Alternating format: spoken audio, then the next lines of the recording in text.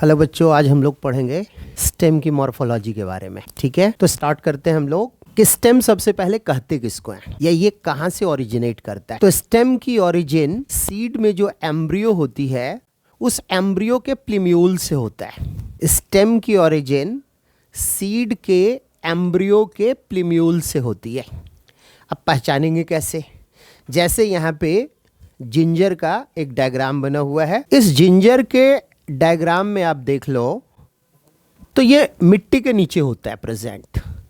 यदि ये मिट्टी के नीचे प्रेजेंट है तो अब सबसे पहली बात है कि हम इसको पहचानेंगे कैसे कि ये रूट है या स्टेम है। तो पहचानने का तरीका ये है कि यदि कोई भी चाहे मिट्टी के नीचे प्रेजेंट हो या मिट्टी के ऊपर प्रेजेंट हो, यदि स्टेम है तो स्टेम में नोड और इंटर नोड का प्रेजेंट होना जरूरी है। ये जो गांठ की तरह से स्ट्रक्चर इसमें प्रेजेंट होती है, ये वाला हो गया, ये वाला हो गया। तो ये जो स्ट्रक्चर यहाँ पे प्रेजेंट है यही है इसका नोड है यही।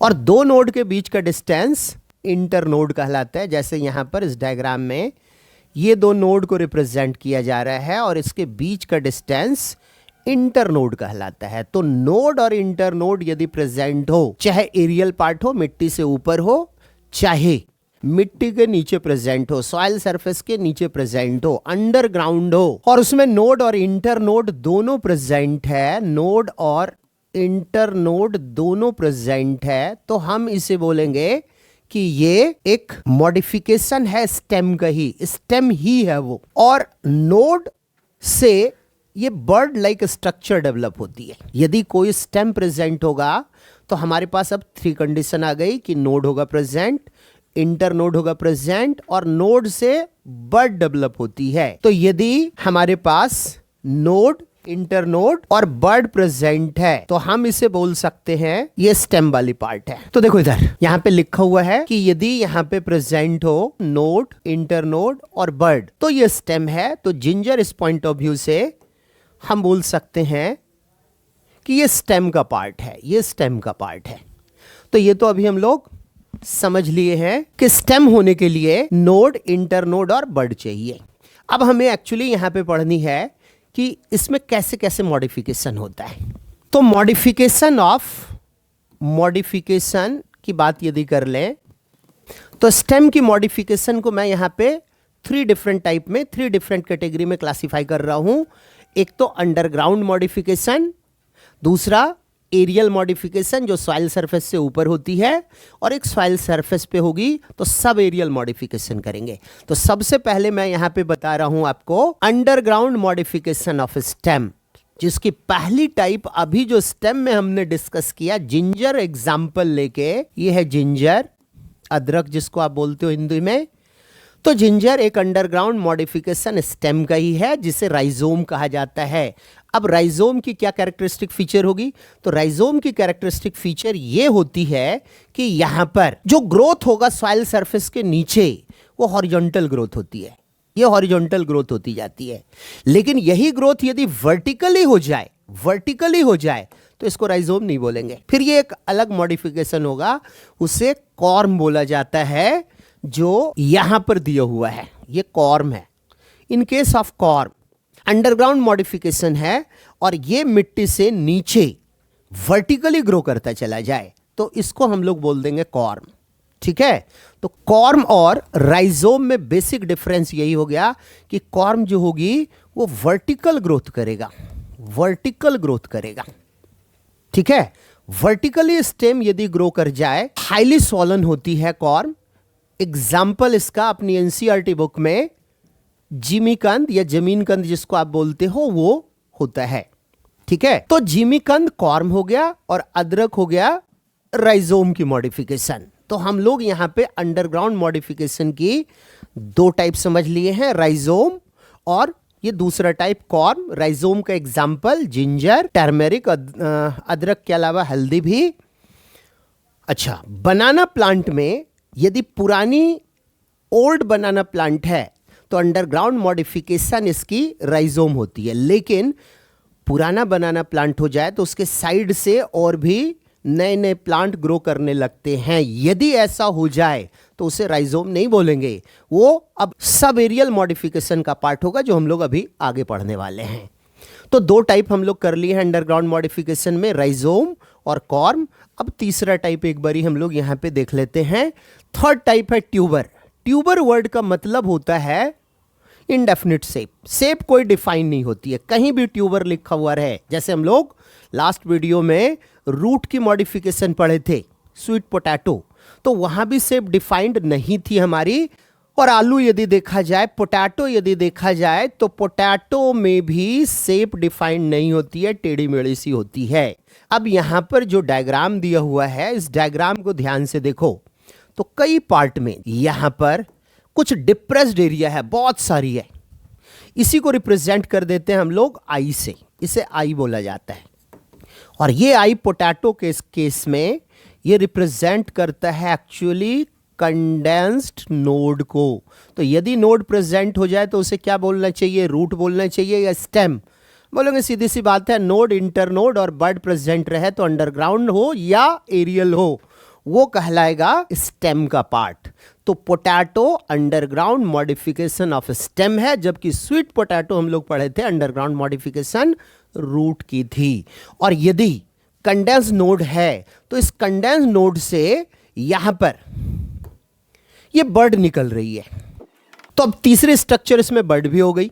तो ये और कंफर्म कर दिया कि नोड, इंटरनोड और बर्ड प्रेजेंट है, इसलिए ये स्टेम का मॉडिफिकेशन है। और ट्यूबर वर्ड का मतलब मैंने पहले ही बता दिया, इर्रेगुलरली शेप्ड स्ट्रक्चर इसमें होती है, और इर्रेगुलरली शेप्ड स्ट्रक्चर को ट्यूबर बोला जाता है, चाहे वो स्टेम की बात करें या रूट की बात कर लें। तो ट्यूबर का एग्जाम्पल, बेस्ट एग्जाम्पल यहां पर पोटैटो। ये क्वेश्चन कई बार प्रीवियस ईयर में आया हुआ है कि पोटैटो में आई क्या चीज को रिप्रेजेंट करता है। तो पोटैटो के अंदर आई कंडेंस नोड को रिप्रेजेंट करता है, जहां से एक्सिलरी बर्ड डेवलप हो जाती है। और यहां डायग्राम में बड़ा अच्छा ये एक्सिलरी बर्ड, आप ऐसे भी आलू को देखते हो कि यदि छोड़ दिया जाए फेवरेबल कंडीशन में, मतलब मॉइस्चर वगैरह प्रेजेंट हो, तो मॉइस्चर प्रेजेंट होने की वजह से, ये फेवरेबल कंडीशन होने की वजह से इसकी जर्मिनेशन हो जाती है। नोड की जर्मिनेशन से बर्ड की फॉर्मेशन हो जाएगी यहां पर। तो थर्ड टाइप यहां पे हम लोग कर लिए हैं ट्यूबर। अब फोर्थ टाइप कर रहे हैं बल्ब, अनियन। तो अनियन के केस में जो नीचे वाला पार्ट है, ये जिसे हम काट के बाहर फेंक देते हैं, ये जैसे मैं ये वाली पार्ट को बता रहा हूं, तो ये क्या होता है, डिस्क शेप की स्ट्रक्चर बना लेता है। ये डिस्क शेप की स्ट्रक्चर थोड़ी यहां पे डेवलप हो गई। ये जो डिस्क शेप की स्ट्रक्चर यहां पे डेवलप हो गई है, इसी डिस्क शेप्ड स्ट्रक्चर को नाम दे देंगे हम स्टेम। और इस स्टेम के ऊपर बहुत सारे फ्लैसी लीव्स, जिसे हम खाते हैं, इस खाने वाले पार्ट को हम लीफ की मॉडिफिकेशन बोलेंगे। ये फ्लैसी लीफ है। और यहां से बहुत सारे लेटरल बर्ड इस स्टेम से, अब स्टेम है तो इसमें निश्चित रूप से नोड, इंटरनोड होगा, और नोड से डेवलपमेंट हो जाती है स्टेम की लेटरल बर्ड की। और ये इस तरीके से बहुत सारे लेटरल बर्ड भी यहां से डेवलप हो गए। तो इस तरीके से एक फोर्थ मॉडिफिकेशन हम लोग यहां पे कर लिए हैं। फोर्थ मॉडिफिकेशन हम लोग यहां कर लिए हैं बल्ब। ये 4 डिफरेंट टाइप की अंडरग्राउंड मॉडिफिकेशन होती है स्टेम की। अब नेक्स्ट हम लोग आ जाते हैं एरियल मॉडिफिकेशन की। मिट्टी से ऊपर की तरफ जो स्टेम का पार्ट होता है, उसमें कैसी मॉडिफिकेशन होती है। तो बहुत सारे प्लांट में हम देखेंगे कि इस तरीके से स्प्रिंग लाइक स्ट्रक्चर बन जाती है। तो ये स्प्रिंग लाइक स्ट्रक्चर को टेंड्रिल बोलते हैं। टेंड्रिल स्टेम की मॉडिफिकेशन भी हो सकती है और लीफ की भी मॉडिफिकेशन हो सकती है। तो यहां पर हम लोग चूंकि स्टेम की मॉडिफिकेशन पढ़ रहे हैं, तो ग्रेप्स में या पैसिफ्लोरा, पैसिफ्लोरा को पैजन फ्लावर भी कहते हैं, तो पैसिफ्लोरा या ग्रेप्स में स्टेम की मॉडिफिकेशन है। जबकि पी प्लांट की बात यदि करेंगे तो पी प्लांट के अंदर ये लीफ की मॉडिफिकेशन हो जाती है। थोड़ा इलाज करके मैं इसको दिखाता हूं आपको। ये डायग्राम देखा जाए तो यहां पे बिल्कुल साफ ये जो स्टेम की पार्ट है, इस स्टेम की पार्ट में ये स्प्रिंग लाइक स्ट्रक्चर में ये यूं डेवलप कर गया है। तो ये स्प्रिंग लाइक स्ट्रक्चर जो यहां पे डेवलप हो गई है, इस स्प्रिंग लाइक स्ट्रक्चर को हम यहां पे टेंड्रिल का नाम देंगे। टेंड्रिल का नाम देंगे। ये इस तरीके से ये किस चीज में हेल्प करेगा? तो ये क्लाइंबिंग में हेल्प करता है। प्लांट को यहां पर ये क्लाइंबिंग में हेल्प करता है। प्लांट को इस तरीके से ये हम बोल सकते हैं ये क्लाइंबिंग में हेल्प कर रहा है। ठीक है, तो टेंड्रिल का मतलब ये हो गया कि स्प्रिंग लाइक स्ट्रक्चर में यदि स्टेम मॉडिफाई हो जाए तो इसका नाम है टेंड्रिल। नेक्स्ट हम लोग देख लेते हैं कि कभी कभी एक्सिलरी बर्ड जो होती है ये टर्मिनेट कर जाता है ग्रोथ से। जैसे मान लो यहां पर स्टेम डेवलप होना था लेकिन किसी कारण से ये ग्रो करना बंद कर दिया, पॉइंटेड हो गई, हार्ड स्ट्रक्चर हो गई, स्टिफ हो गया, तो अब इसी स्टेम को हम बोलेंगे कि ये थॉर्न में कन्वर्ट हो गया। थॉर्न और स्पाइन में डिफरेंस है बेसिक, कि स्पाइन मॉडिफिकेशन लीफ की होती है, थॉर्न मॉडिफिकेशन स्टेम का होता है। ठीक है, हिंदी में बोले तो कांटा दोनों को बोला जाता है, लेकिन टेक्निकली ये डिफरेंस है, थॉर्न स्टेम की मॉडिफिकेशन और स्पाइन लीफ की मॉडिफिकेशन कहलाती है। तो यहां पे लिखा हुआ है कि स्टिफ या हार्ड हो जाए स्ट्रक्चर में एक्सिलरी बर्ड, जो कि डिफेंसिव पर्पस से हो जाता है। वॉगनविलिया, आप ये सारा प्लांट देखते होगे, बिल्कुल पतली सी पेपर की तरह की प्लांट होती है, पेपर की तरह का इसका फ्लावर होता है प्लांट में। इसमें बहुत सारे, यहाँ पे जैसे ये दिखाया हुआ है, ये यहाँ पे थॉर्न की मॉडिफिकेशन हो गई है, थॉर्न की मॉडिफिकेशन हो गई है।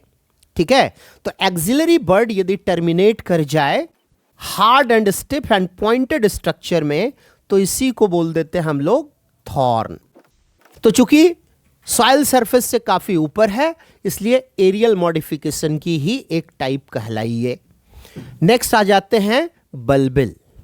तो बल्बिल का बेस्ट एग्जांपल पहले तो आप याद कर लो, अगेप प्लांट में होती है, अनानास में भी होता है। यहां पे जो ये स्ट्रक्चर दिखाया हुआ है, ये स्ट्रक्चर उसी एक्सिलरी बर्ड की है जो अभी थोड़ी देर पहले हम लोग पढ़े थे।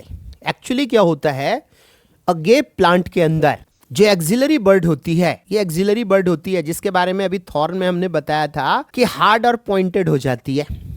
यहां पर ये एक्सिलरी बर्ड फ्लैसी स्ट्रक्चर हो जाता है। फ्लैसी स्ट्रक्चर यदि हो जाए तो अब इसी को हम लोग बल्बिल कह देंगे। बल्ब है मॉडिफिकेशन अंडरग्राउंड और बल्बिल मॉडिफिकेशन है एरियल, जो अगेप प्लांट में इस तरीके से प्रेजेंट है। आप इसको ऐसे समझ लो कि ये वाले स्ट्रक्चर हमने यहां पे ड्रॉ कर दिया है। ठीक है, कि इसकी पार्ट को इनलार्ज करके यहां पे साफ साफ दिखाया गया है कि जो बल्बिल अगेप प्लांट की होती है वो बेसिकली एक्सिलरी बर्ड ही है और फूड स्टोर करने के कारण ये स्वेल कर गया है। तो एरियल मॉडिफिकेशन, एक्सिलरी बर्ड यदि फूड स्टोर करने के लिए स्वेल कर जाए तो उस स्ट्रक्चर को बल्बिल कहा जाता है। नेक्स्ट आ जाते हैं हम लोग फाइलोक्लैड।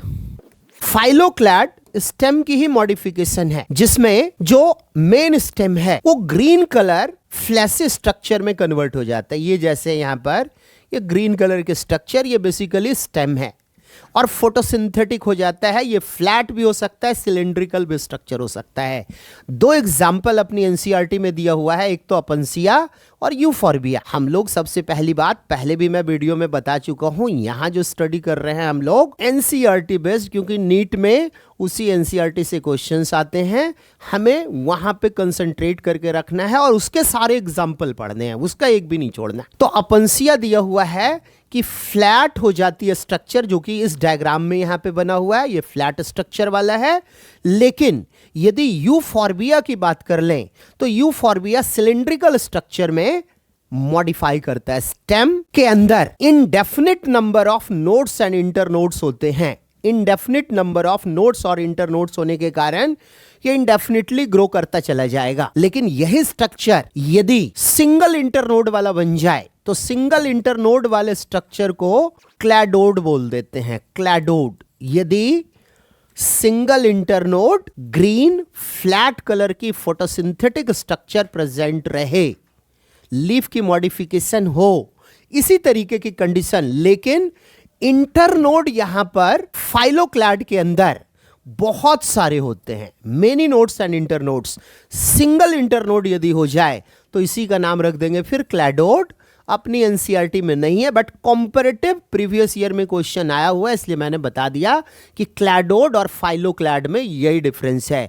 अब यहां पे बोलोगे फिर लीफ कहां चला गया, तो ये जो स्पाइन लाइक स्ट्रक्चर है, ये यहां पर ये ग्रीन फ्लैट स्ट्रक्चर है, ये फाइलोक्लैड, फाइलोक्लैड। और जो इसकी स्पाइन यहां पे डेवलप कर गई है, ये हो गया, ये हो गया, ये स्पाइन है।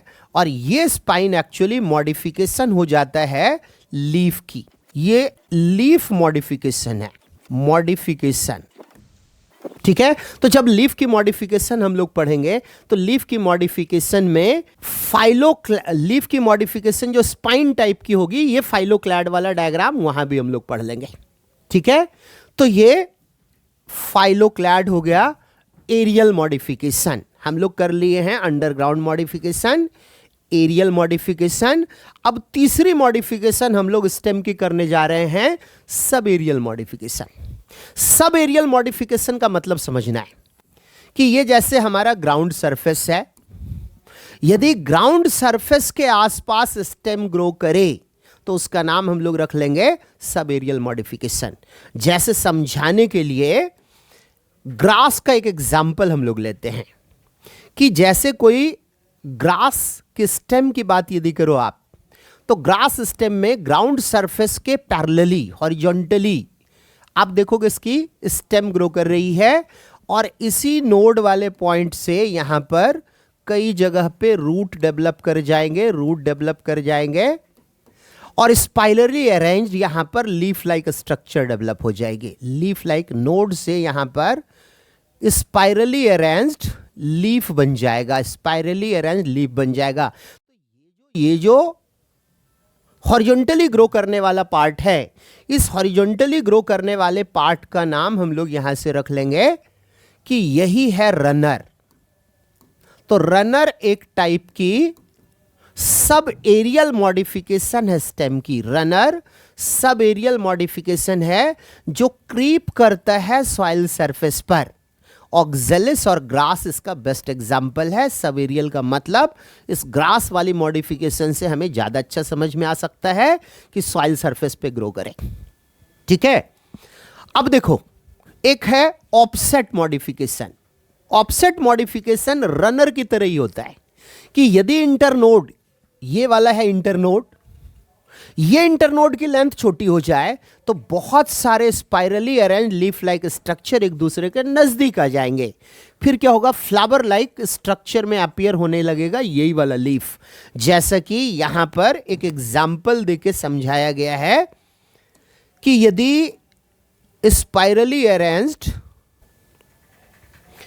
यदि इंटरनोड की लेंथ छोटी हो जाए तो बहुत सारे लीफ एक साथ अरेंज हो जाएंगे।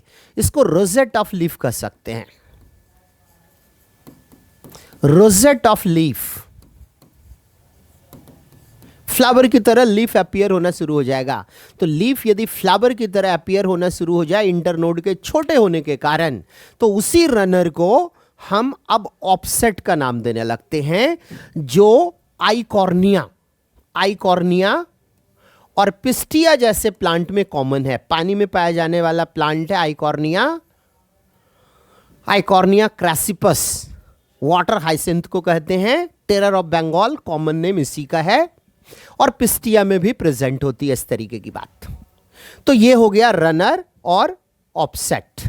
नेक्स्ट अब हम लोग आ जाते हैं पहले सकर। यदि मॉडिफिकेशन सकर की बात कर लें तो सकर के केस में कंडीशन यह होती है कि यहां पे समझने के लिए ध्यान से समझना है कि सॉइल सरफेस पर ही, जैसे यहां पर यह मान लिया जाए कि यह सॉइल सरफेस है और अंडरग्राउंड स्टेम का पार्ट यहां से ग्रो करता हुआ, हॉरिजॉन्टली ग्रो करता हुआ यह बाहर निकल आया और बाहर निकल के प्लांट की फॉर्मेशन कर लिया, स्टेम लीफ सारे आ गए। तो इसे अब हम लोग सकर का नाम दे देंगे। यही सकर है, ये वाला पार्ट जो अंडरग्राउंड डेवलप हो गया ना, जो मिट्टी से इस तरीके से बाहर आके नया प्लांट बनाना शुरू कर दिया, इसी को सकर बोलेंगे हम लोग, ठीक है। तो सकर कॉमनली पाया जाता है क्राइजेंथेमम में। याद रखना, ये एग्जाम्पल पेपर में प्रीवियस ईयर में आया हुआ है, क्राइजेंथेमम। अभी थोड़ी देर पहले मैं बनाना प्लांट के बारे में समझा रहा था कि बनाना प्लांट के अंदर यदि ओरिजिनल प्लांट की बात कर लें तो इसके अंदर इस तरीके से हॉरिजॉन्टली ग्रो करने वाला स्टेम होता है, अंडरग्राउंड मॉडिफिकेशन, और इसका नाम रख लेंगे राइजोम। राइजोम। तो ओल्ड बनाना प्लांट में राइजोम प्रेजेंट होती है और यही हॉरिजॉन्टली ग्रो करके साइड से अब नया बनाना का प्लांट बना दिया। तो यदि अंडरग्राउंड पार्ट ग्रो करके बाहर की तरफ निकल आए, तो यदि बाहर की तरफ निकल आया तो यही वाला स्ट्रक्चर अब कहला जाएगा सकर। तो न्यू बनाना प्लांट में इसलिए क्वेश्चन पूछे कि कौन सी मॉडिफिकेशन होती है स्टेम में, तो आंसर करेंगे न्यू बनाना प्लांट के अंदर मॉडिफिकेशन सकर की होती है, लेकिन ओल्ड बनाना प्लांट में राइजोम मॉडिफाइड हो जाता है, राइजोम ही मॉडिफाइड हो जाता है। ठीक है, तो इस तरीके से हम लोग कर लिए हैं यहां पे सकर। देखो सकर और एक और टाइप होती है स्टोलॉन। सकर और स्टोलॉन में थोड़ा सा अंतर है। क्या अंतर है ये ध्यान से समझना है। जैसे ये ग्राउंड सरफेस है, मान लेते हैं ये ग्राउंड सरफेस है, ग्राउंड सरफेस है। अब हॉरिजॉन्टल ग्रोथ की जगह ऑब्लिक ग्रोथ हो जाए थोड़ा सा, यदि हॉरिजॉन्टली ग्रो करते चला गया तो इसे बोल देंगे हम लोग रनर है ये। बट ये ऑब्लिकली ग्रो कर गया यहां से, लेकिन ऑब्लिकली ग्रोथ के साथ साथ ये धीरे धीरे अपने मास के कारण बेंड करेगा, झुकेगा, लेकिन जहां से ग्राउंड सरफेस पे टच हुआ इसका एपिकल पार्ट टच नहीं होता कभी भी। एपेक्स हमेशा ग्राउंड सरफेस से ऊपर ही रहेगा। ठीक है, तो जहां से टच किया यहां से रूट डेवलप हो गई, लेकिन इसका एपेक्स भी ऊपर ही रहा, तो ये आगे ग्रो यहां से करता चला जाएगा फिर से ऑब्लिकली। तो इस तरीके से ये ग्रोथ इस तरीके से ऑब्लिकली यदि होता चला जाए तो इसे स्टोलॉन का नाम देंगे। जो मिंट या जस्मिन, पुदीना, मिंट को बोलते हैं, पुदीना में प्रेजेंट होती है स्टोलॉन। स्टेम ग्रो करता है ऑब्लिकली ग्राउंड सरफेस पर, लेकिन याद रखना है जैसे इस डायग्राम में टर्मिनल बर्ड, ये वाला पोर्शन इसका टर्मिनल बर्ड है, ये यहां पे इसका ये टर्मिनल बर्ड वाला पोर्शन है, टर्मिनल बर्ड की पोर्शन है, और ये टर्मिनल बर्ड कभी भी ग्राउंड सरफेस को टच नहीं करता, वो ऊपर ही रहेगा। इसलिए ग्रोथ कंटिन्यूअसली इस पैटर्न में यहां पर एक बार ऐसे हुआ, फिर ऐसे हुआ, फिर अगली बार ग्रो करता चला जाएगा, जो कि मैं यहां पे तुम्हें समझाया हूं कि यदि ग्रोथ ऑब्लिकली ग्राउंड सरफेस पे होता चला जाए तो इसी का नाम स्टोलॉन है। तो ये इस तरीके से 4 डिफरेंट टाइप की सब एरियल मॉडिफिकेशन है।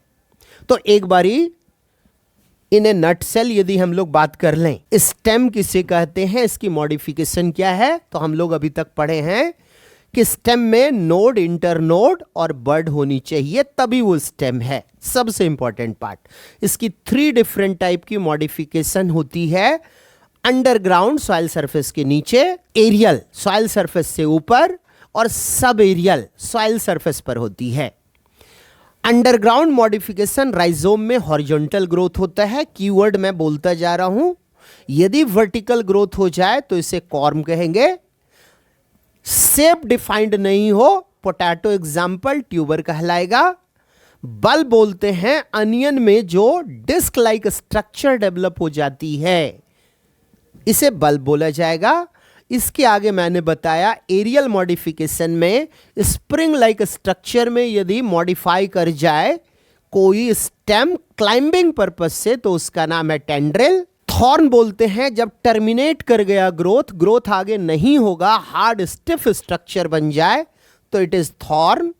आगे हम लोग पढ़े हैं बल्बिल कि एक्सिलरी बर्ड ग्रो कर रहा है, बर्ड उसमें प्रेजेंट है यहां पर, लेकिन फ्लैसी हो गई, फूड स्टोरेज के लिए फ्लैसी हो गया, तो इसको बल्बिल बोल देंगे हम लोग। इसके आगे हम लोग पढ़े हैं एरियल मॉडिफिकेशन में कि यदि ग्रीन कलर की फोटोसिंथेटिक स्टेम डेवलप हो जाए तो फाइलोक्लैड। इसके आगे हम लोग फिर से सब एरियल मॉडिफिकेशन यहां पे कर लिए हैं, और सब एरियल मॉडिफिकेशन में मैंने बता दिया है कि सॉइल सरफेस के हॉरिजॉन्टली ग्रो करे, ग्रास में जैसे होता है तो रनर, यदि ये इंटरनोड की लेंथ छोटी हो जाए तो ऑफसेट। तीसरा हम लोग कर लिए हैं सब एरियल में कि यदि ग्राउंड सरफेस के अंदर से ग्रोथ होना शुरू हो जाए, अंडरग्राउंड स्टेम की कोई पार्ट ग्रो करके बाहर एक नया प्लांट बना दिया, तो ये सकर ऑब्लिकली ग्रोथ के कारण जो इसकी टर्मिनल बर्ड है वो सॉइल सरफेस के ऊपर ही रहे, तो बार बार एक ऑब्लिक पैटर्न आना शुरू हो जाता है स्टेम का। इसे बोल देंगे हम लोग स्टलन। ये इस तरीके से हम लोग स्टेम किसे कहते हैं और इसकी कितने डिफरेंट टाइप की मॉडिफिकेशन है ये कंप्लीट कर लिए हैं। थैंक यू बेटा।